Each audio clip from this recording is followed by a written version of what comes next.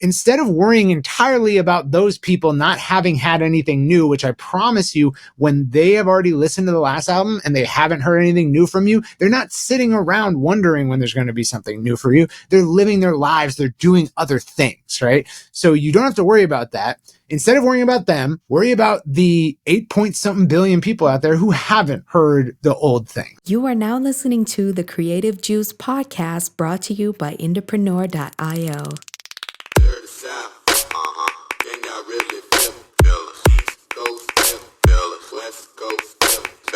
What's up, indies? Welcome back to the Creative Juice podcast. This is episode 349, and we're back at you today to continue our discussion on music marketing.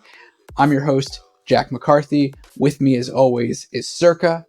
And today we're going to continue our discussion that we kicked off last week, where we were talking first principles around music marketing and your music career, and what your goals for your marketing should be towards your career, i.e., helping you close the gap between the income that you're making with music right now and what you want to be making. So today we're going to go a step further and zoom in a little bit to go a bit more granular and talk about what your music marketing campaigns should be looking to accomplish for you to help you achieve those fan base growth goals that help you hit that larger, more zoomed out goals. And there's 3 levers that your music marketing campaigns should be pulling for you. And there's a whole customer journey that can be layered or superimposed on top of that. And so these are the 2 main concepts that we're going to be talking about today. And I am very excited about it.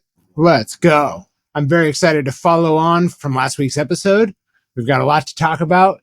We're starting back at the beginning. Let's get into it. For sure, man. I think this is going to be fun because you had kind of introduced this topic and the idea to bring back to the podcast a bit of a foundational look at music marketing again, a new exploration, and to bring, a bit of a refreshed perspective of the things that we've learned over the years. And I think the idea of the customer journey, or what we call the buddy system, is kind of the logical next place for us to land to discuss today, because over the years, and especially more recently within the past 4 years, we've really boiled down that there are 3 levers that music marketing campaigns should look to achieve for you when you're focused on growing a fan base that will support your music career financially. Yeah. In the past, we have used a bit of a heuristic to try to describe for you a couple of different concepts. First concept is the stages of awareness that anyone interacting with a business or even a person goes through, but also understanding the different stages of your business you need to address. Cause they kind of sync up where you have these stages of your business that facilitate sales, facilitate customers coming in, finding out about you, and then buying stuff and sticking around and buying more stuff. There's these stages of your business you can work on that facilitate that. And the customers that those stages, work on, they go through stages that correspond to the stages you set up. And so we've used this thing, the buddy system, to try to explain that. It's easier to remember than just a bunch of marketing, technical jargon. Yeah. It's easier to remember, I have this circle of stages and I know what they are. And I can also think back to a human relationship and how that progresses. If it's not kosher in a human relationship, it's probably not kosher in a marketing context. So that's kind of what we've used in the past. But over the last, I would say 2 years, Jack, what do you think it's been? We've tried to simplify this down and make it easier to understand. Yeah, I think for me, the consolidation of it probably started 3-4 years ago, but really just in practice and less in pedagogy or something that I was teaching, more so in just the way I was thinking about it and the operations that we were taking on at the agency level. And then, since then we've kind of eked it out on the podcast here and taught it inside of Indie Pro and to our founder clients and things like that. But I don't know if we've ever really gone whole ass into talking about it on the podcast in the way that we're going to today. Yeah, no, we haven't. Yeah. So as a first step to really trying to simplify it for y'all and not fill you up with a bunch of entrepreneur speak, because we've been guilty of that in the past, where to join our community, you have to learn a whole new set of terms, which is common among when you learn marketing, like you're going to learn tons of terms, tofu, mofu, bofu, funnels and, opt-in page, landing page, squeeze page. You learn the terms from the people that you're learning from. You and I have always had a very similar set of definitions and terminology. Right. Depending on who you learn from, you're going to get different terms. Right. Yeah. It's kind of funny. Yeah. So trying to avoid that, this is going to be our first step to try to really simplify down the buddy system into just three different things that you need to worry about. But just so you're aware, you can go back to the early days of the podcast and listen to my first presentation on the buddy system, which is really in depth. And in fact, a lot of people who have been longtime entrepreneur community members, they were completely sold. Like they were like, after watching Buddy System Overview, the old one that I did on the PowerPoint presentation, that sold them because I think I just had a better clarity of mind in my youth. I was able to explain it better. And the PowerPoint presentation, like I've worked, I think like weeks on. So, you can go back and listen to that if you want a full in-depth sort of buddy system. But here we're just going to really condense it down into these three things you need to worry about. Yeah, for sure. It's funny, like as time goes on, I think it becomes tempting or easy to abstract away from the things that we know in our gut. And also like early days entrepreneur, when you were first explaining the buddy system, and I remember those early days, even from outside of the company, I remember those early days, like it was a period of time where you were also like very fresh and on fire about digital marketing right in that small window of time. Yeah. Almost like a religious experience. Yeah. In my youth, I was better about that. But yeah, like you said, I think this will be a good sort of exposition of these three areas that really inform the entirety of a customer journey for any kind of business, but specifically a music business. And then we can talk a little bit more about, where if we zoom in even further, where the stages of the buddy system, as we've traditionally talked about them, go into these three. But really, if we're talking about marketing campaigns and what they should be doing to help you grow your fan base, there are really only three things that a marketing campaign, a marketing system, anything that you're doing to get your music out there and get it in front of people, both old and new, is your marketing should look to create attention, capture attention, and monetize attention. And it doesn't necessarily do those in order, and it doesn't necessarily do those at the same time or at different times. But these are really the three main levers and the three things that every artist needs to be paying attention to and making sure that they have marketing systems, tools, assets, content, things that accomplish these three goals. Because when they do, what it creates for you is flow through your fan base, people coming in for the very first time, being engaged in your music, and then eventually becoming a customer and a repeat customer. That's really what these three levers represent, is creating attention. Do you have a process for getting people to become aware of you for the very first time? And not only aware, but also like ears perked up, paying attention. Do you have a method of capturing that attention, i.e. keeping them in your world, pulling them in and having a reason for them to stay? That has a lot to do with consistency and what we would call education. And we could talk more about that. And monetizing attention, that one's kind of self-explanatory. What pathways do you have for people to exchange money with you for something that they want? Yeah. Should we start with the first things first? Yeah, let's do it. Yeah. So when it comes to getting attention, I would say that like businesses and artists can be good and bad at this, obviously, right? There's two options. But what I mean to say is that like sometimes businesses and artists are too good at this and they only focus on it. Yeah. Right. Yeah. So we know of artists and we've pitched artists and their teams on the idea that like, hey, you guys have murdered it at getting attention. You have 0 email subscribers. If Facebook and Instagram and TikTok banned you tomorrow, you'd be screwed. Yeah. Okay. So you're not doing really great at capturing attention. For sure. And then when you release you guys have to do a big launch of a new product line, which means you have to get products designed.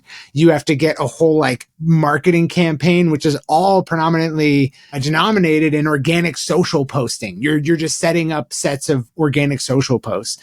to then sell out of this merch line, which is a limited edition just because you need that extra uptick in scarcity to get people to buy, and then never print it again. And now next time you want to make any merch sales, because people are not coming to your online store because you don't have an email list, you need to do all that again. And it kind of sucks, right? Yeah. It's not big money. It's not consistent. And it takes shitloads of effort compared to like, you know, the effort it could take. So that's usually what we're dealing with is our artists either are too good at this and they don't focus on the other things, or artists and businesses will just presume that if the quality of their product or their service is high enough, that they should just get attention on the sheer strength of it. If you build it, they will come. If the music's good enough, it will speak for itself. If a masterpiece gets created in a bedroom, does anybody hear it? Yeah, exactly. exactly. That kind of thing, right? I've created many masterpieces in my bedroom over the years too. And yeah. Hey. And we know that this opinion out there exists because we've been running ads trying to convince people that, hey, come check us out. Look at our free material, learn from us. And if you like that, join us. And we've been doing that for 7 years now. So we get a lot of comments from grumpy people, and a lot of them will be like, just get good, as if practicing your instrument for more hours than anyone else ever has will just cause you to be, you know, known enough to make a living off of that skill. And it just won't. Like, people have to find out that you're good at this thing before you can actually make money off of it, before people can compensate you for the value that you can provide. It's true. It's no mistake that get attention is the first of these levers, because it's true in what you said. Either artists are so good at this that it's lopsided and the rest of the marketing effort is neglected. The rest of the business suffers. Yeah, or they're deficient at it and they never really get a start they never get a swing at the other places because they're trying so hard to claw their way into attention by methods that aren't really working for them. Yeah, 100%. So yeah, that's getting attention. There are tons of people who just focus on it, and to varying degrees of success, right? So yes, we talk to artists who are only really, really good at getting attention, but there's tons of artists who try to focus only on getting attention. They have a different problem. So we have a survivorship bias with the artists we talk to, where if we're talking to them, they're already really successful at getting attention, just like by default in most cases. But that doesn't speak to the thousands and thousands of artists per one of these artists we talk to that try that and fail. And sometimes they get a little bit of momentum, but it quickly shoots back to zero. It's a Herculean effort to create even a post that reaches outside of your followership online. It's incredibly difficult. And so, you know, artists will do that successfully. They'll focus only on getting attention, but because they're not capturing attention, they can't keep it up. They burn out. They stop posting. They do, you know, they fall off in one way or another, and then they're back to square one when they try to start again. So that happens a whole lot, actually. And so the reason that we're advising these 3 stages all in one, and we'll talk about like what are the methods inherent of getting attention, is that artists are either very, very good at this, or like too good and they don't focus on the other stages, or they just don't do this at all. They don't try to get attention, or they don't really know how. And so the old way we used to teach about this, like I'm a little rusty on how to teach about it this way. The old way we used to teach about it was like, hey, if I meet you, like if we are introduced by a mutual friend, chances are you're not going to like go out on a date with me after the first sentence. Chances are you're not going to like come hang out at my house after the first sentence. There usually is a bit of preamble before any more significant action that denotes friendship of some sort or a deeper relationship. So you can kind of tell through first principles that there is a definite like distance traversed in a relationship, right? So you need to do some things together. And that starts with attention. It starts with, hey, we noticed, or hey, I'm getting your attention. Hey, cool shirt, right? Like anything to break the ice. The icebreaker is really the thing that eludes to all too many artists, is how to break the ice with complete strangers about your music. One of the easiest ways for me ever has just been ads. You know, it's kind of like puts the talent on display, and it's like, you know, watch it or don't, I don't care. But if you do watch it and you do like it, now we have a platform for conversation. So yeah, that's I think we sufficiently went over why it's an important stage to address, what the pitfalls of how artists think about it are. And then we've lightly talked about, what it is, the different methods that you take to achieve this part. Yeah, for sure. And to tack on about ads, especially as we've kind of talked about them over years now and many episodes on the podcast, when it comes to creating attention, really more and more, and I think we're going to continue to see this trend, is the first kind of most important point when it comes to building any kind of marketing that helps you get attention truly is the content that you put together around your music. Because whether it's organic social media that helps you get that attention through viral posts, for example, or just the consistency of posting that eventually snowballs into building you up a fan base, or it's running ads, you need strong content to be able to do that. And more users across the internet on every social media platform are barraged with different types of content. And so in some ways, it becomes harder to stand out than it probably ever has been before. In many years past, I can think of numerous examples of what I would consider subpar content or somewhat lacking content actually performing quite well with just some advertising dollars behind it because attention was more easily gained. Now, not as much, to the point where on many platforms, I don't even recommend running ads on content for testing purposes until you know that you have some organic traction on that content to begin with. Now, that's not a hard rule, but I want to make mention of it here because it really is an important part to keep in mind, or at least know about, as you're starting to build up your marketing chops and thinking about what kind of efforts go into this bucket of creating attention. Yeah, it's important to understand that this is just about breaking the ice. And so it's really just about first impressions. And we know from having friends in the real world ever, right, that first impressions are kind of surface level, right? They're not based on who you are deeply as a person. They don't reveal all the complexity you have to offer. They certainly disguise your worst character flaws, right? That's what a first impression does. Yeah. It puts a nice coat of paint on what you have to offer as a human being. It shows the best version of you to try to really leave a lasting impression as to what they can expect from you. It sets up initial expectations that are so favorable that people want to interact with you again. It's a first impression is only good as the second interaction that it cues up. If it doesn't cue up a second interaction, if it's not that positive, it's a bad first impression. That's literally what we mean when we say bad first impression. It means that you don't want to see me again, right? Yep. So that's what we want to try to engineer when we are doing campaigns, when we're doing marketing stuff to try to get attention. We want to engineer the best first impression. And that can be done there's a million different ways to skin that cat. That's essentially what we're doing. And ideally, we want a system of it, right? We don't, and artists do this all the time. Artists are the most guilty of creating unrepeatable experiments, right? They do stuff that they just could not possibly repeat, either because it's so difficult, such a Herculean effort, or because it's one-off in nature. And it's what we ideally want for any artist is to have a strategy, a campaign type, something that they can just do ad infinitum until everyone in the world has been through it. Everyone in the world has seen this first impression. And that way we can optimize it to be most likely to convert any average person into yeah, you have my attention now. I'm willing to have a second interaction.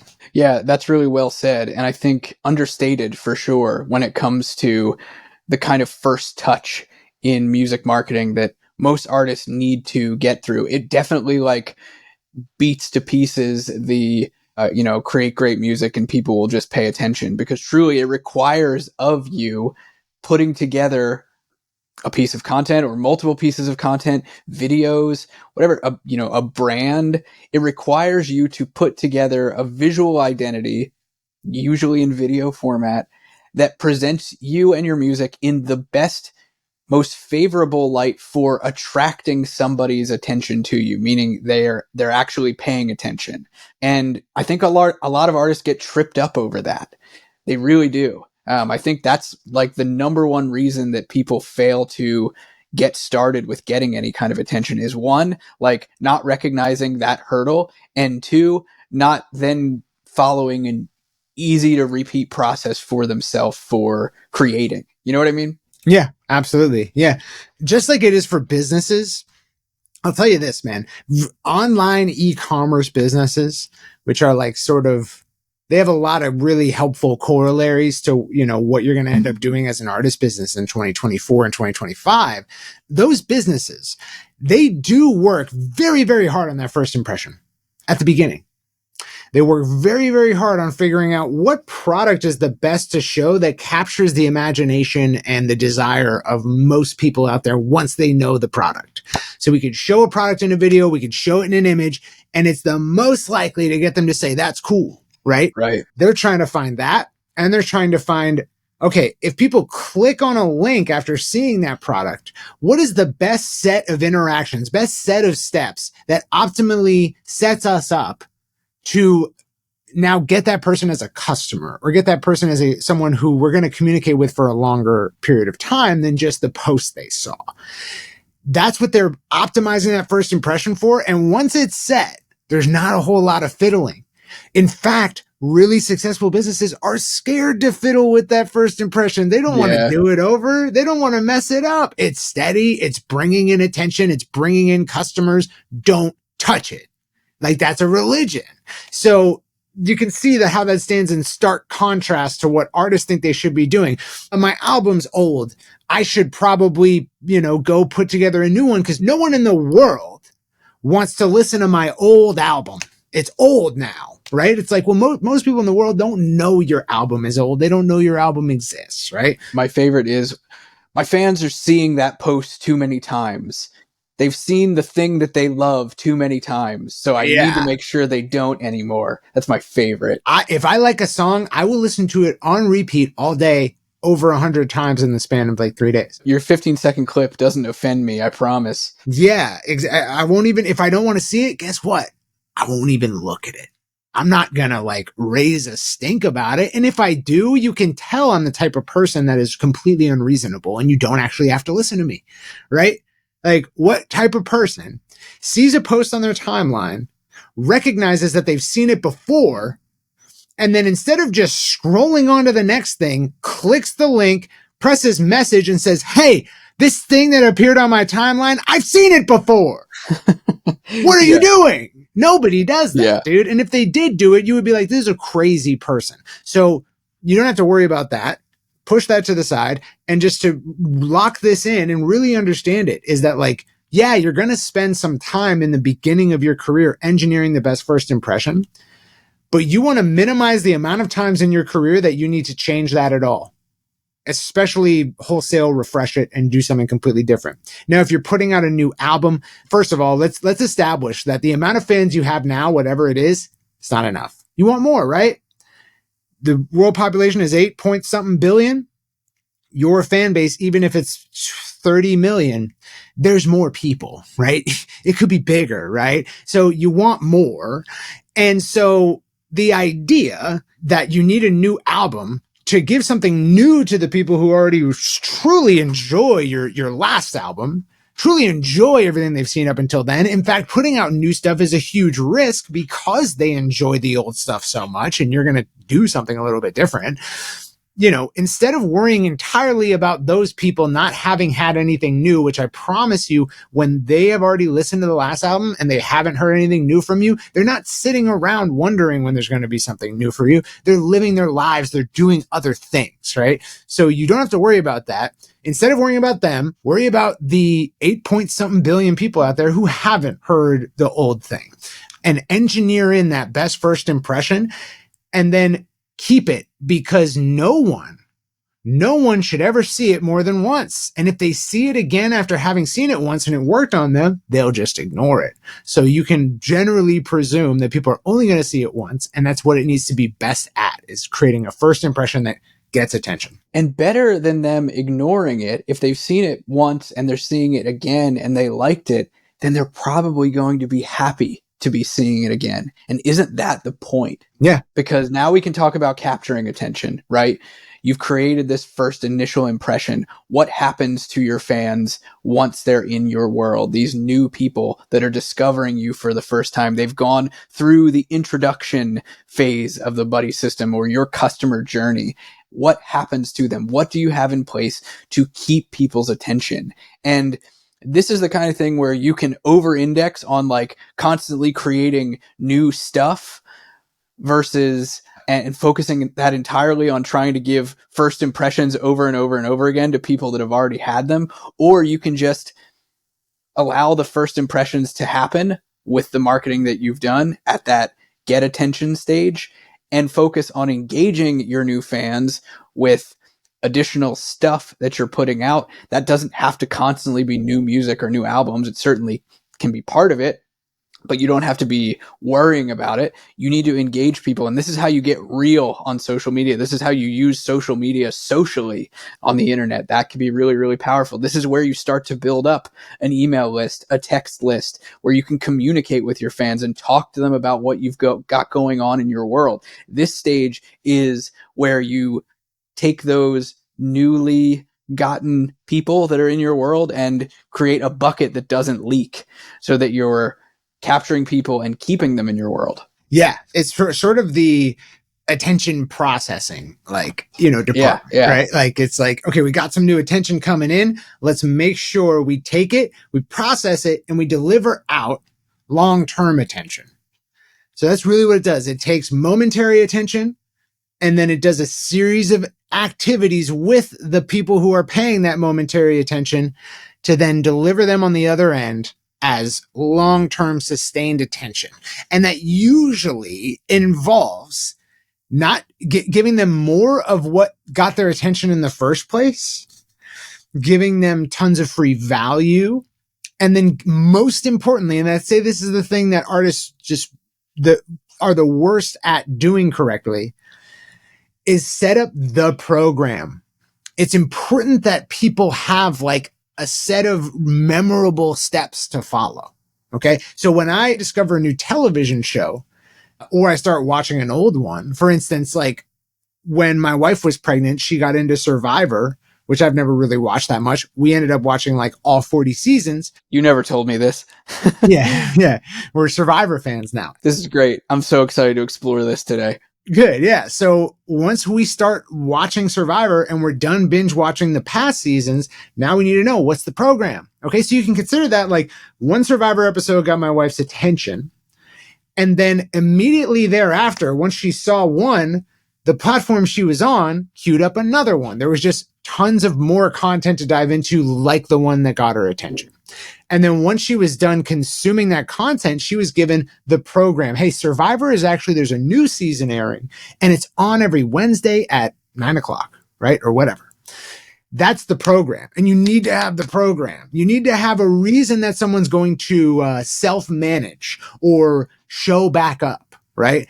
And so if you don't have some kind of trail of breadcrumbs to lead them to the latest thing or lead them to the next thing coming out, then you really have no recourse to maintain their attention over long time frames. And that's why when my group started, Some Kid Punk, one of the first things I did was, it was part of our plan, was I put in our Instagram bio, which was going to be our main, like, through our gateway for attention, was going to be Instagram ads, Instagram organic posts. It was all going to be on Instagram.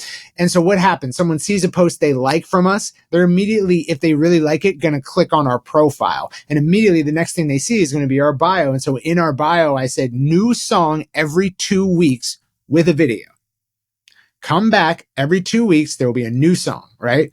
That's kind of a truncated or miniature version of the program, what they need to remember. Yeah. Yeah, that's super good, man. And I think if any of that sounds overwhelming to you in terms of like, oh man, like I'm just thinking about how to get people to pay attention for me for the first time. Now I have to come up with a program that I'm consistently going to stick to. This is starting to sound a lot like the gym. You can start small with this kind of stuff. It can start as light as, come hang out with me live on Instagram on Wednesdays. It can be as simple as that. If you're not prepared to start releasing music every 2 weeks or every week or even every month, maybe you haven't committed to that yet in your career. Maybe you're not quite there. You'll get there, and you should get there. Release consistency is definitely important for this lever.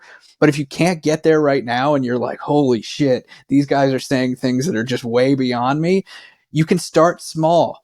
It can start with just allowing fans to know what you're going to do next on your terms. And like I said, that can be something as simple as a live stream. That can be something as simple as just knowing a little bit more about when you're going to post.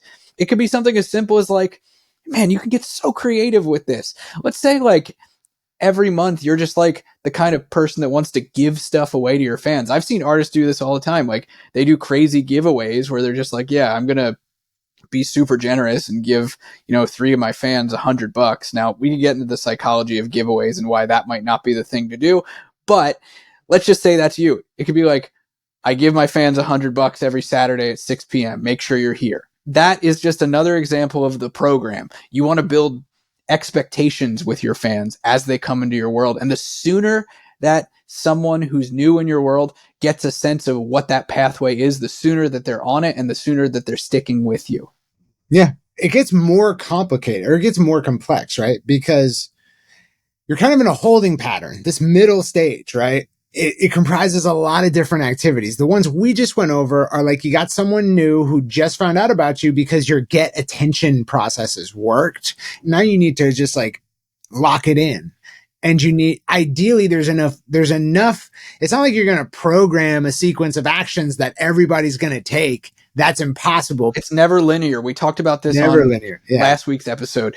None of this is linear. And I think that that's important to make clear. The journey of your fans into your world and through it is not linear. It can't be. It will not be. So leave that baggage at the door. Best to think of it as just a series of if then.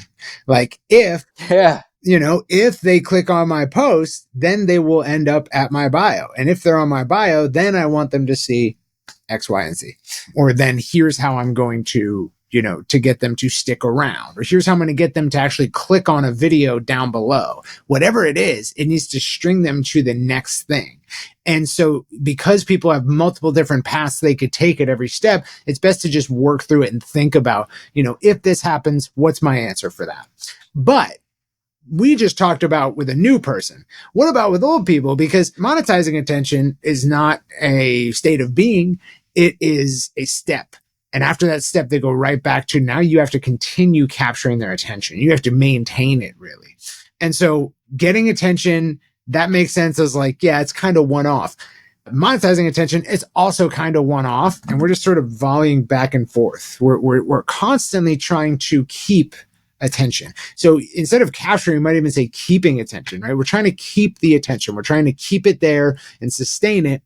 And so later on down the road, once you start monetizing attention, you'll want to have more rewarding things for someone being a deeper level of fan. So someone who's purchased from you should naturally receive more value from you and more exclusive stuff than someone who hasn't. Someone who represents like the highest lifetime value among all your customers, like they are even more special.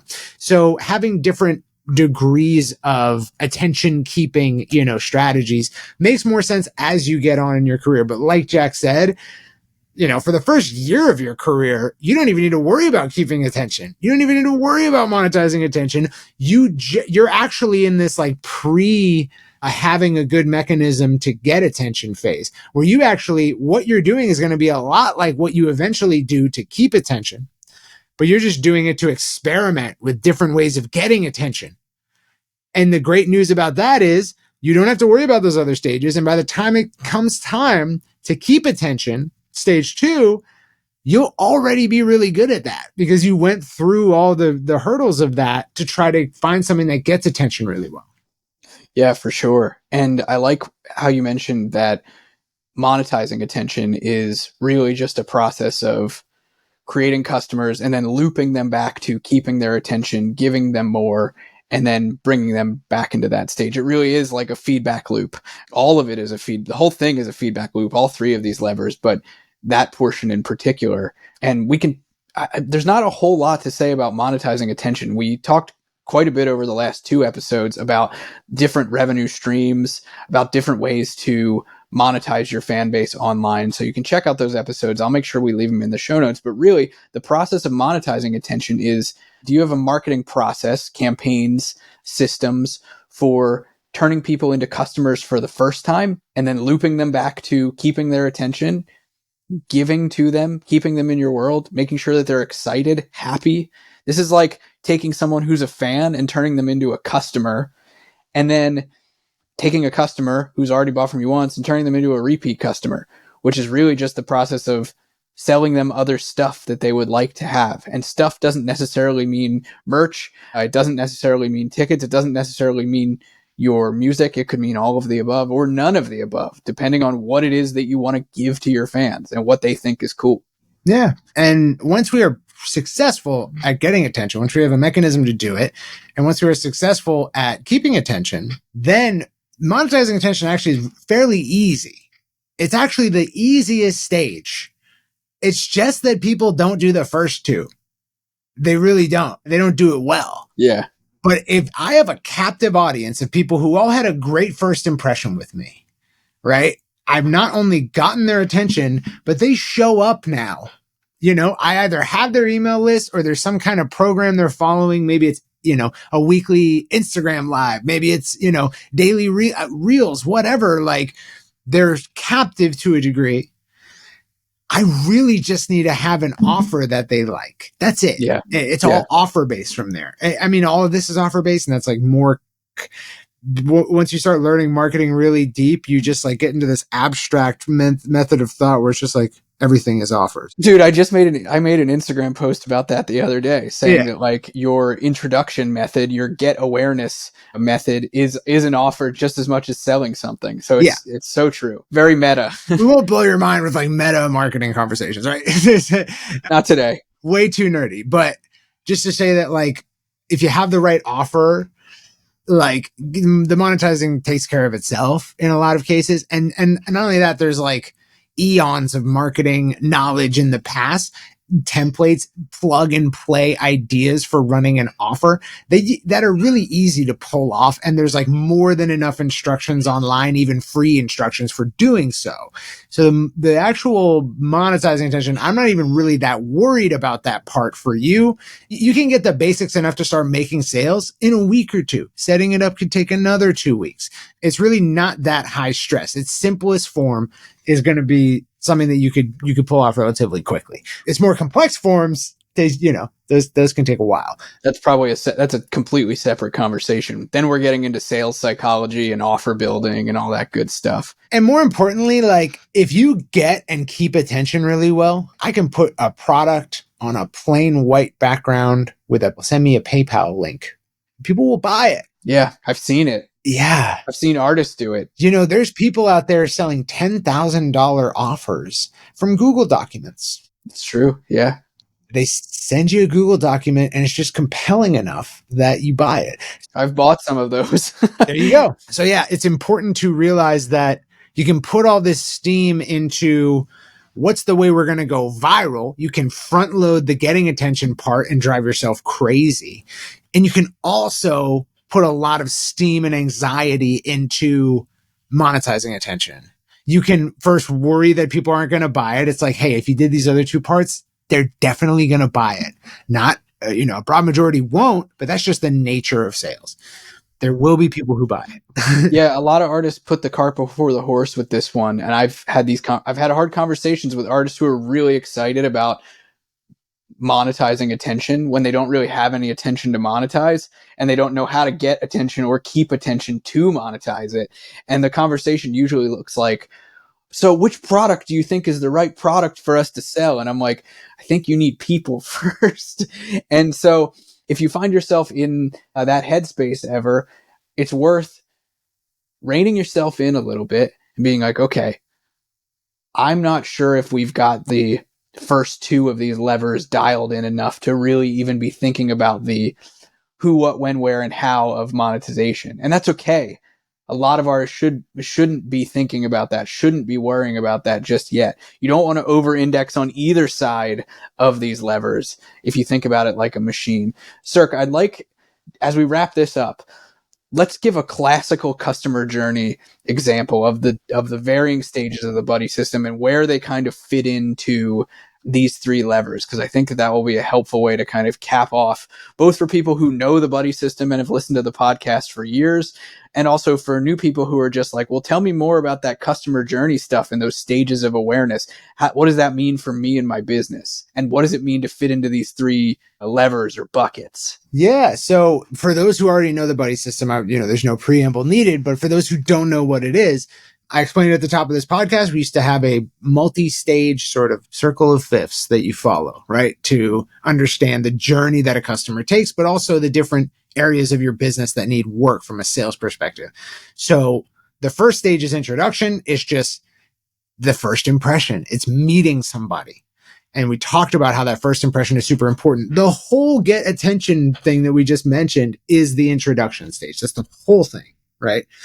And then in the sort of keep attention, we have three stages, which two of them immediately follow introduction. So it's introduction and then education, meaning like if we meet at a party, the chances of us ever hanging out again are astronomically low until we have a conversation.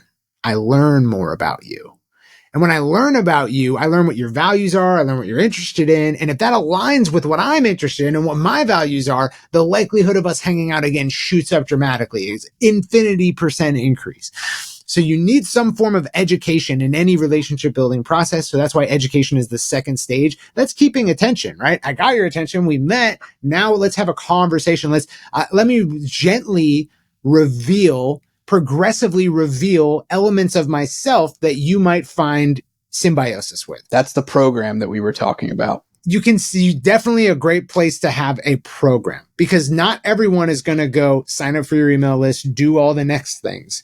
And you want a place to have like a holding pattern for them. And so having a program like on your social media that they can show up for is super helpful, time-based. So introduction, that's get attention. Education is part of keep attention or capture attention. Permission, the permission stage, is literally asking for permission to talk again. And that happens in human relationships. Every single person that you know who isn't in your family, if you talk to them outside of the place you met them, work or school, it's because at one point you asked for permission to email them, call them, show up at their house, whatever it is. You ask for permission to take it a step further. And that's why permission is on stage is super significant. That's why it's significant, is because I'm literally saying, will you take the risk of giving me permission to enter your life in a more meaningful way? We're not just interacting at school. We're not just interacting at work. We're not just interacting online. I now have a direct line to you, and there's going to be more interactions. That's why the permission stage is what it is. And that's getting people to sign up for your email list. That's getting people to sign up for your text list. And you should treat it with that significance, because it is that significant. It's as significant as asking, someone that you're interested in for their phone number. Literally holds that much weight. This is super important to underline too. This is where you start to transition into relationships or audiences, marketing assets that you own. Your social media audiences, you don't own them. We actually had a really nice conversation a couple weeks ago with our friend of ours. Circa and I talked on the phone for like 2 or 3 hours just shooting the shit about music marketing stuff and digital marketing stuff. And the concept of owned media, something that you own, came up because it was like, oh, social media is something that you own. These audiences are something that you've owned. And it's really not. Those are something that you've earned. But your email list, your text list, they go with you wherever you go. That's something that you control, you own. It can't just go away with the snap of a finger when TikTok decides to shut down in 2 years or something like that. Yeah, 100%. So yeah, we talked about introduction. That's getting attention. Talked about education and permission, part of keeping or capturing attention. After permission is nurturing. Nurturing is part of keeping attention, capturing attention. Nurturing is, okay, now that we're friends, if we don't actually hang out and do anything together, we're not actually friends. Literally, friendship is denominated in interactions. So we need to have more interactions. Preferably, for the friendship to get stronger, they have to be like interactions that you find valuable. You find that you get more value out of them than you have to put in.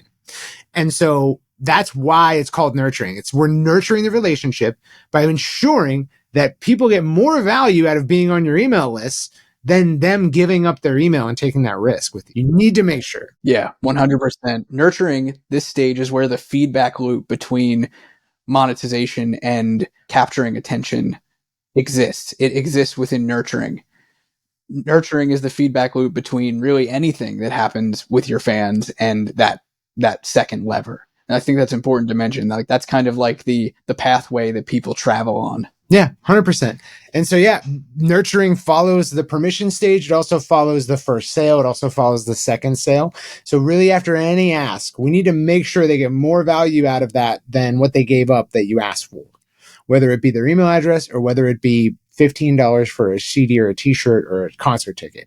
Whatever they're giving up, it needs to be worth it for them to give up. You need to make sure that their expectations of any interaction with you is that they will get more out of it than they put in. That's a good expectation to set up. All successful businesses do this. They ensure that customers feel as if it's truly worth it to interact with this business. Always truly worth it. Always a good experience. That's what great businesses are built from.